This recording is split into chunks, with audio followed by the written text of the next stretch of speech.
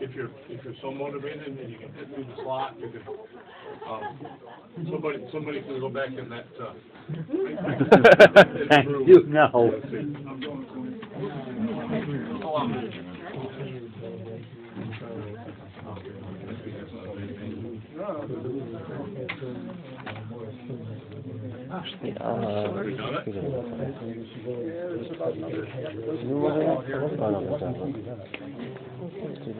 Back there, okay, like I'll just get right behind you. Sorry.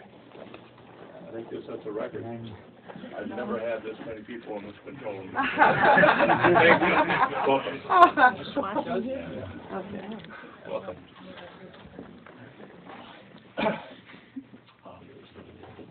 Basically, this control room encompasses essentially the same acoustic designs that it had when it was designed by Chip Davis, acoustic design engineer, Academy Award recognized acoustic design engineer, and it utilizes what's referred to as live end dead end. And basically, the way it operates, if you look around, you'll see that there are no two parallel surfaces. Yeah. Basically, the sound is generated by these two reference speakers, hits the walls, and is reflected back at obtuse angles and is absorbed by the brown material, which is Sonex. What that does is it enables me to listen to the recording without coloration of the recording by the room. Very important. Things that have changed, well, things that are the same are the tape machines that are located around the back wall. Those are designed to handle variant track configurations, variant tape widths. In this case, 3 speeds, 7.5, 15, and 30 inches per second. 15 and 30 inches per second is used primarily for preservation work or for mastering. If you were making a recording, a disc recording, you would master probably at 30 inches per second. That enables you to capture accurately all the signals that the microphones were capable of delivering. Do they have both 2-track and 4-track? Yes. We have a 4-track half-inch machine here, and right next door to that is a 2-track stereo 1/4 inch, and the machine just to the right of that is a full-track RL, which is basically the original American tape format. That was basically the, well, a nutshell history of the magnetic tape recorder. The Germans basically developed it during the Second World War. A fellow by the name of Jack Mullen brought a number of the captured German magnetophone machines over. Those designs were copied and improved on by the Ampex Corporation, and the rest is history. Everything else that came consumer-wise or professionally were basic improvements on the original German technology. Okay, so much for tape. The interesting part, the mechanical part, we have turntables here. These turntables are original to the facility. The preamplifiers have been changed out. We are capable of playing discs at plus and minus 9%, 78, 33 1/3, and 45 RPM. We have a wide range of styli that are capable of fitting grooves, variant groove sizes, variant groove shapes. Hill and Dale, which is basically vertical recording, or lateral, which is lateral. Basically, the groove is modulated left to right. Stereo, modern stereophonic groove design is basically a combination of lateral and vertical modulation. Basically 45 degrees left and right from vertical axis. Let's see. Come over here though. We acquired, time flies, but I think we acquired an Archaeophone which was built and designed by a gentleman in France, Henri Chameau. nice gentleman, came over, I had a lovely dinner with him when he brought the machine over with him. He decided that it was ridiculous to have, if you have cylinders, and there are a lot of cylinders that are not the normal 2 1/4 by 3 inch size, which is basically what this is. And you have cylinders that are that. Oh. And for all of these there are in the world, there may only be a handful of machines, original machines, capable of playing them. So he set out to devise a machine, develop a machine that was capable of playing all different sizes of cylinders. Hence the Archiphone. This cylinder, by the way, is a film soundtrack that dates from 1900. Rich, thank you.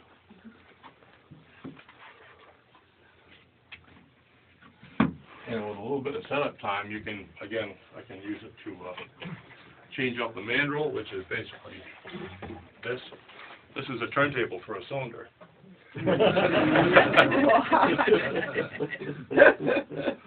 And we have little ones all the way up to the biggest size, which is basically that Celeste size cylinder.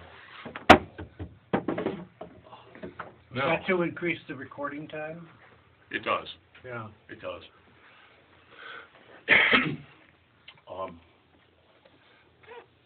This machine enables me to play the recordings back electronically with a modern stereophonic pickup, but which has been electronically redesigned so that it only responds to the vertical component, which is what you have in a cylinder. There are no laterally recorded cylinders. So, in order to be able to obtain the best signal-to-noise ratio, one channel is wired on a phase, and what you get, this is a 1902 cylinder. This is what you can get from a cylinder in good condition, played back electronically. Oriental Rondo, Halamar, followed by the Fearless Orchestra in the Sun Record.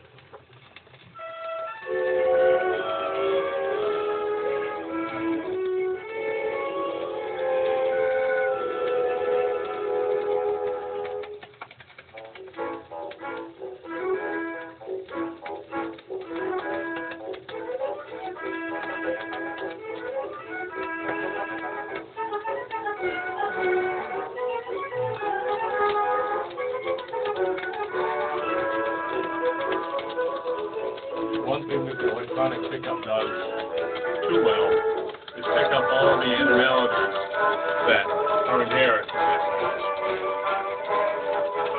And that's where the work picture comes into play. And was this a mass-produced cylinder? Molded cylinder. I mean, was it like an original, or was it like a recall available? Oh, no, you can go in that music store and buy that. Okay, so this was not the original mass. No, we have a mold for one 2-minute cylinder with a Columbia 2 minutes, but it's inverted. You can't play it because the grooving is inside. It's unplayable. It's a mirror image of that. What's great about this is you don't get the variability in pitch right at the machine. Wow, the floor. Yeah. Yeah, this, not feeling the need to reinvent the wheel.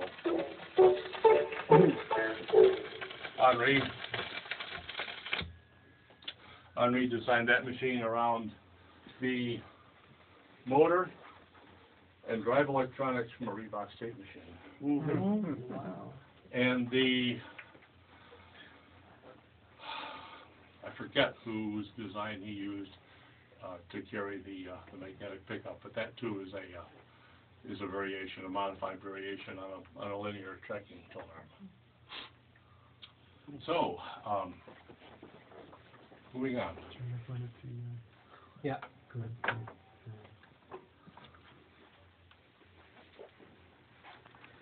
That sounded better than a regular flat disc would sound from that era on the cylinder. Yeah, a lot of that is due to the fact that, well, stock shellac discs in most cases had, because they were meant to be played back with steel needles, which is basically nothing more than a polished, to me, it's nothing more than a polished finishing nail. Because those were designed to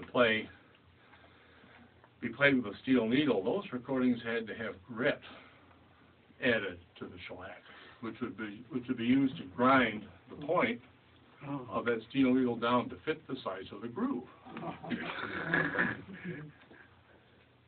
Hence the noise. Yeah. With wax, you have a groove of known size, and you're playing it with a diamond or a sapphire. On a really cheap machine, it could be a glass stylus. But there was no need to polish that stylus for that recording. Hence, the waxes in the celluloid in that regard are actually quite quiet. You're right.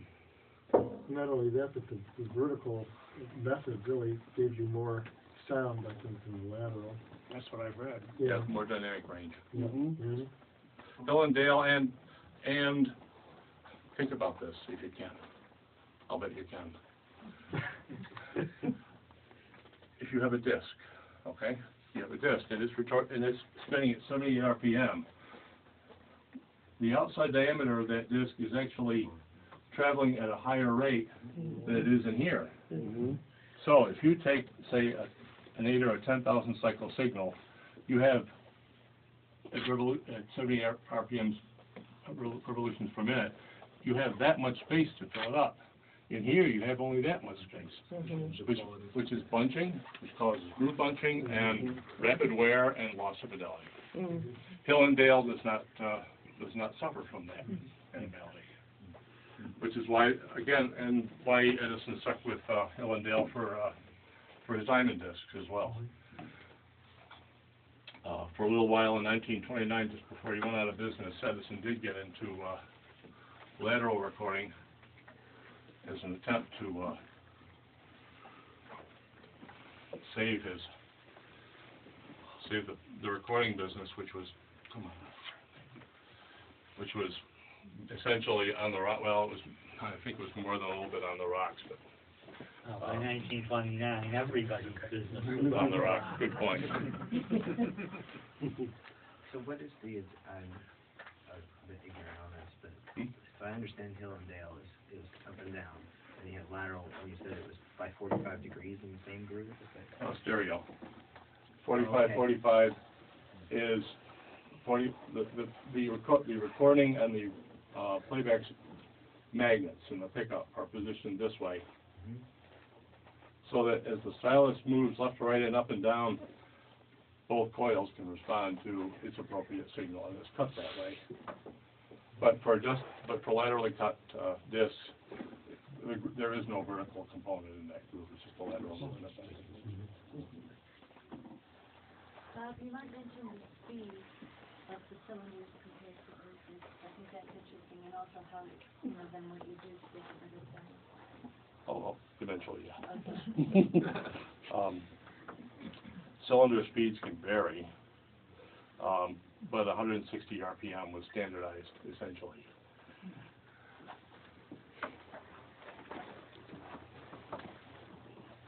A lot of the very early cylinders were recorded at whatever speed you needed in order to get enough of the recording onto the cylinder, as much of the performance as you wanted onto the cylinder. Now,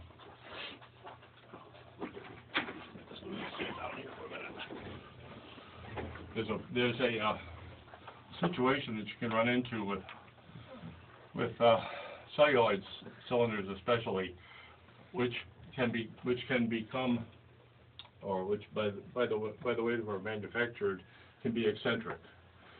You've probably all heard the sound of a disc that was not properly centered, and it wows as the disc rotates. You can get the same effect on a cylinder. Archaeophone can be set up utilizing 4 thumb screws at each end, the live end and the dead end of the mandrel, to null out those eccentricities. And all you need is patience and a good eye.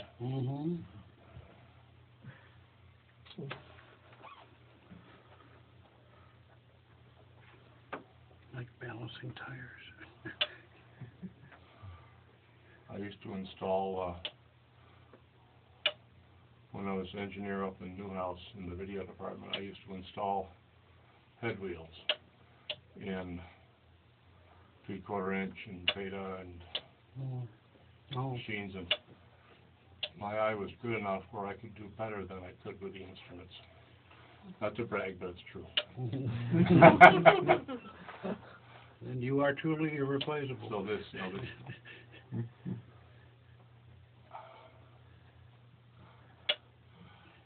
but because Jerry's gone to the trouble of shaving this so that there won't be any eccentricities, I'll do my best to minimize them.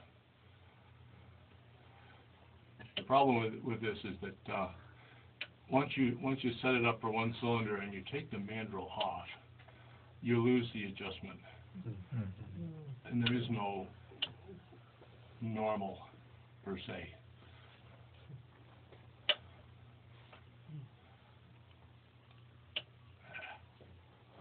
Have these been played with like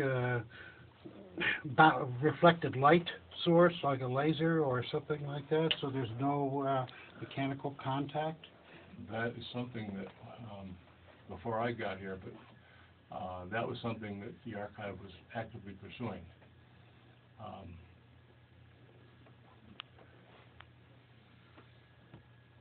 We were able to obtain a grant and developed a machine based around the archaeophone that was designed to play back wax, cross-grooved wax recordings with a laser. But we ran out of money, and it looks like we may never be able to go back and finish it up. What do you think of recording companies now that are selling wax, wax recordings that they Blanks? recorded? Sorry? There are companies that have recorded these wax recordings. What do you think about those? I think one is called Archaeophone. It is. Yeah. And, their name escapes me, but I've done a little bit of work with them. Their quality is excellent. The crux of it is to not try and eliminate every vestige of vintage recording noise. The moment you have removed all of the noise, you have also added digital artifacts, and you've also removed some of the desired signal. The two are completely interlinked. Yes. Knowing when to say when, knowing what's authentic and what isn't, what should be there and what shouldn't be there. From my point of view, if you have a cylinder that's in really good condition, you can do more in the analog world, the analog/mechanical world, to remove most of the problems that an original recording can have. Half-speed remastering is another tool. Proper stylus selection that fits the groove as well as you can. We have an order right now on we obtained a grant for this too, from Expert Pickups in London to obtain, I think it's 31 different sizes and shapes of stylus. that can be used on either discs or cylinders. All to find the best size stylus to fit that groove with that amount of wear. Going back to the steel needle conundrum. Steel needles, by their nature, and especially if you use one steel needle to play more than one record, will cut, because as the grit in the disc grinds that facet on that face, if you use that same stylus to try and fit another groove, even though it may only be microscopically different, those two cut facets are razor sharp, and they'll wear that groove. Now, what you can do with multiple size styli is try and find one that gets you above that wear, thereby giving you a better playback. Sometimes it works that way, sometimes it doesn't, but more oftentimes I can take a recording. I don't have an example at hand, but I know I've got some at home that are pressed in vinyl from the mid-1930s, and with well, let's see, it would be if it were normally played with a 3 mil, a 3.1, or a 3.2 mil, will remove the hiss that was caused when that record was played back with a defective diamond or a defective sapphire, which has actually eroded the groove wall. So, and it's all on a case-by-case basis, of course. So, here we are. And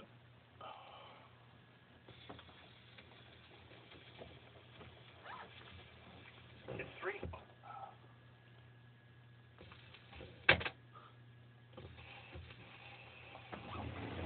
Images from Three Sketches for Three Brass by Ferry, played by the Syracuse University Brass Trio.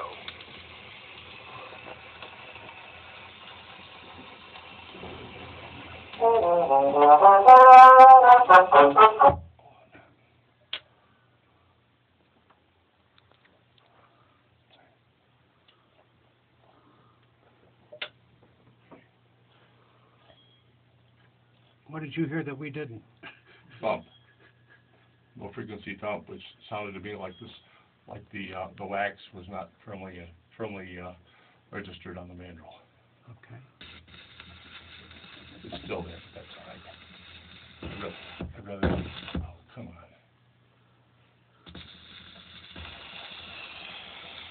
Images from Three Sketches for Three Brass by Ferry, played by the Syracuse University Brass Trio.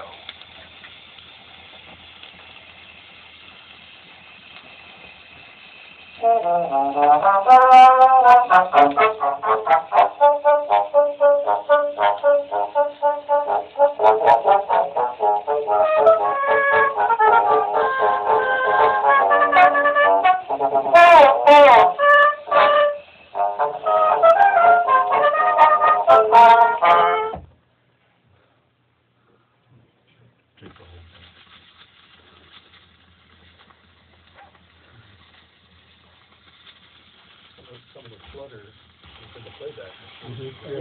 Images from Three Sketches for Three Brass by Ferry, played by the Syracuse University Brass Trio.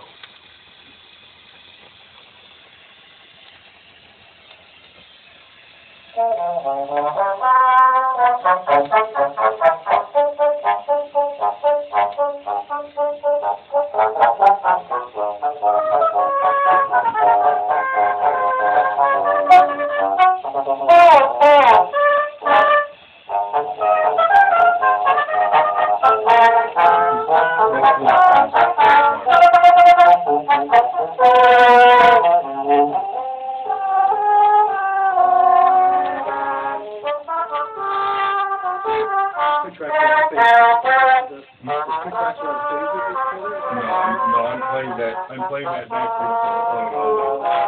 But there is a difference between the two.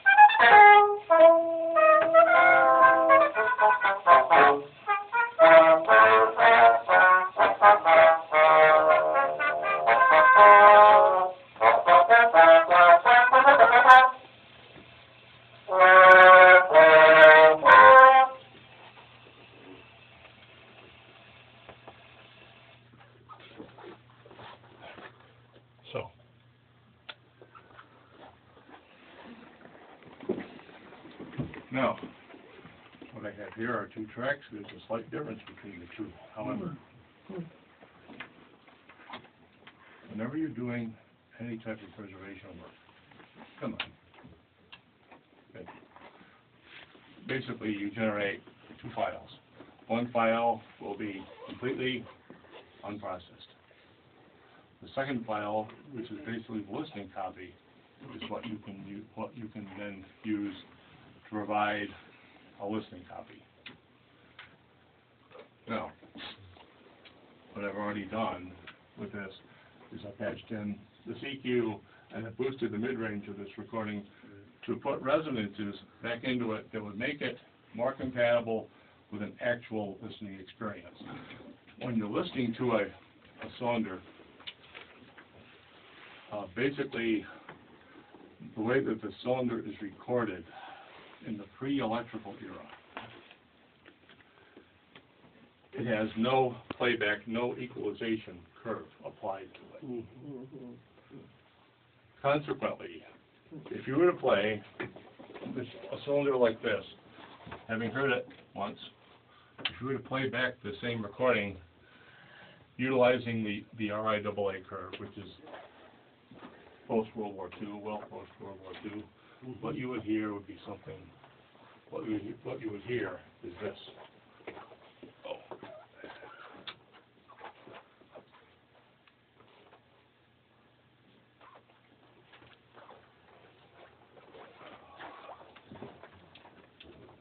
University Brass Trio. Extended bass, noise, overemphasized bass, because basically when the cylinder was recorded, there were no curves applied to that. But when the LP was recorded, it would be recorded with an inverse curve. Basically, the bass would be cut and the recording and the high end boosted. Wait a minute. I haven't done this in a while.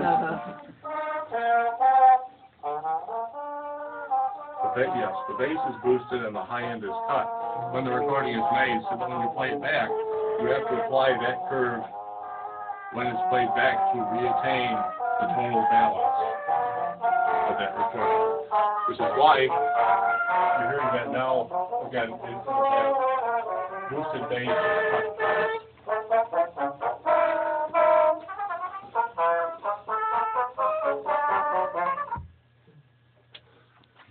So, to replicate the listening experience as you would have heard that cylinder on an original machine, you have to restore to that recording what you would have heard having it played back through the horn, which would add resonance, which would add, even the reproducer diaphragm would add its own resonances.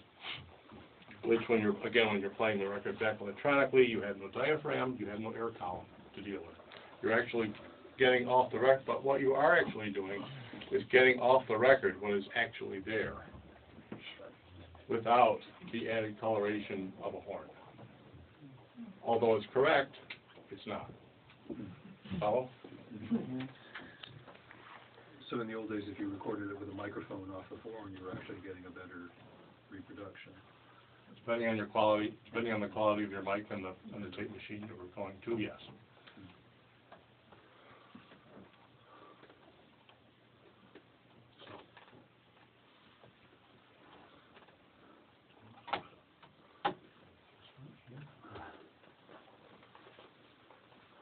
So we have two waveforms.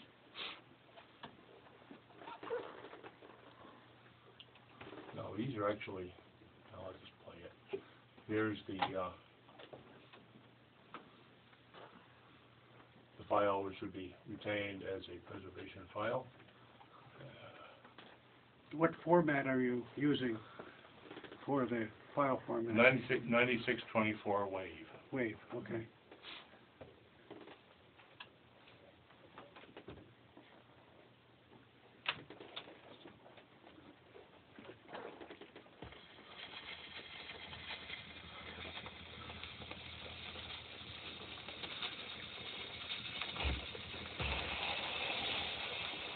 Images from 3 Sketches for 3 Brass by Ferry, played by the Syracuse University Brass Trio.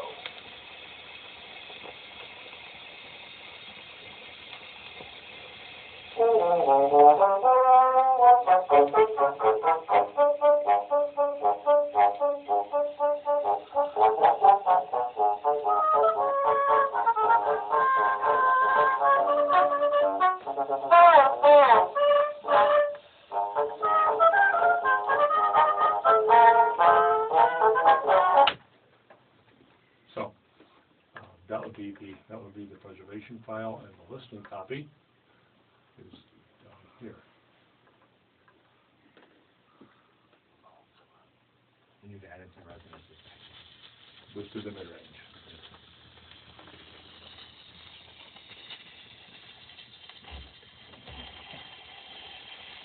Images from 3 Sketches for 3 Brass by Ferry, played by the Syracuse University Brass Trio.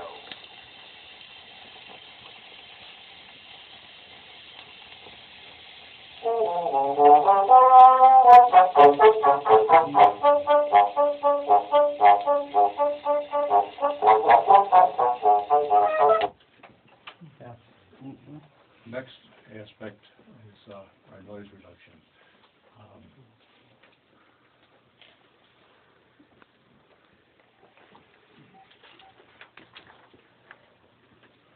What would you guess the frequency response range was? Oh, 500 to maybe 6 kc, 6,000 cycles. 6,000, okay. Which is typical For someone? yes, because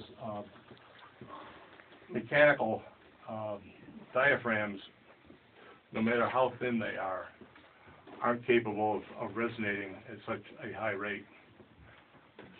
And in sizing, Yeah, you have to, there's a trade-off. it's all there was. Yeah. It's all there was. So your archival 2496K is kind of wasted, at least the 96K part of it, because there's nothing really to reproduce up there. It doesn't matter. That's what Well, I know that's the your archival- standard, that's your Yeah. standard. Somebody else might be able to The do something in the noise. future.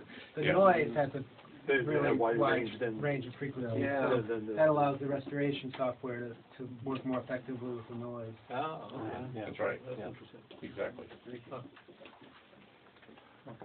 That was good. I have generated a number of presets, but That's actually really interesting. And then like, what's outside the range of these?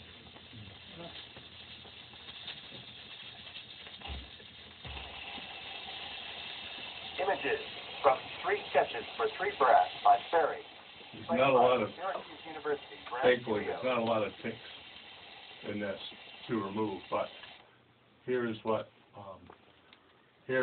this present algorithm is hearing.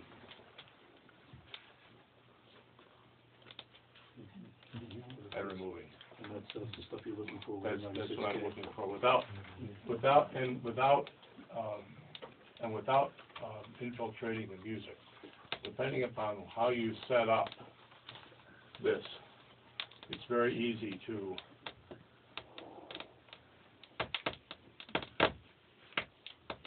infiltrate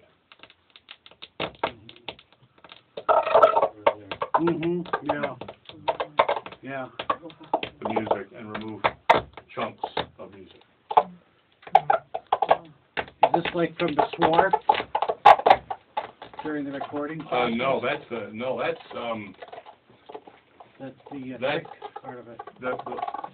the way Oxford Tonox operates is depending upon what you tell it to look for. If you go extensively too far afield with any of these adjustments, it's easy to remove bits of music. It's only doing what you asked it to do. Right, I'm just wondering where what was generating the ticks? Oh, small animalities in the wax, or like Jerry said, swarf. The swar. Yeah, Swarf how, under the stylus, or little How warm bubbles. the shaver is when I shave them, I think has a lot to do with it. Yeah. Okay. Good point. Yeah. Bob, we only have a minute or two more, so do Well, you here's want to the- make it another point? Well, here's the big one. Okay.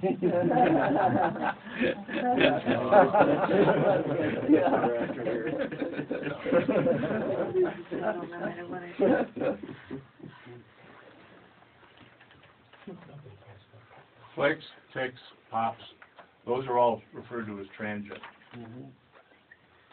noises. The other form of noise is steady state or hiss. Now,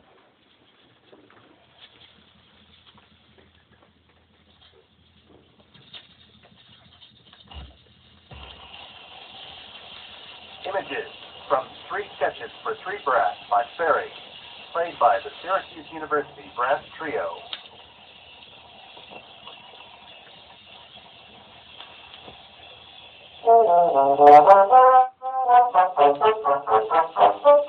this is point of reference. That's beforehand. And I know that's a very light hand when it comes to any form of music. This beforehand. And that's an almost 11 dB top on the surface of this.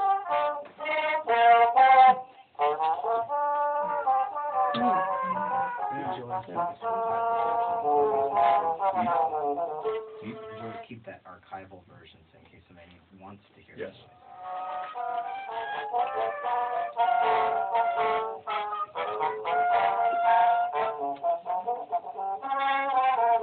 So what sort of medium are you storing this on? Hard disk right now? or- RAID. RAID, okay. RAID. Mm-hmm, And is that backed up to something else? Yes. yeah. Several times.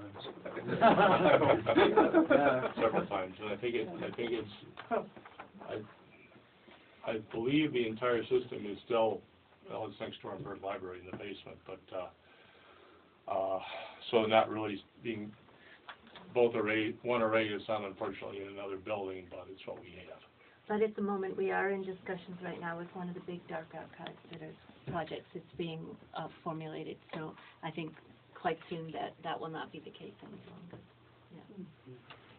Yeah. What year is this? Brass Trio? Today. 2013. About 45 minutes ago. The one that was made in the composition. Oh, the first cylinder I played? No, the composition. The composition. When was Oh, it written? a week ago. No, Yes. it's made, Steve, when did you write that? 1982. 1982. Okay. Yeah. Didn't know what you meant. That's why I said it's old. Does anyone have any more For a questions lot for of Bob? people who think stuff from 1982 is old. Are there any more questions for Bob? That's it in a nutshell. Thank you. Thank you.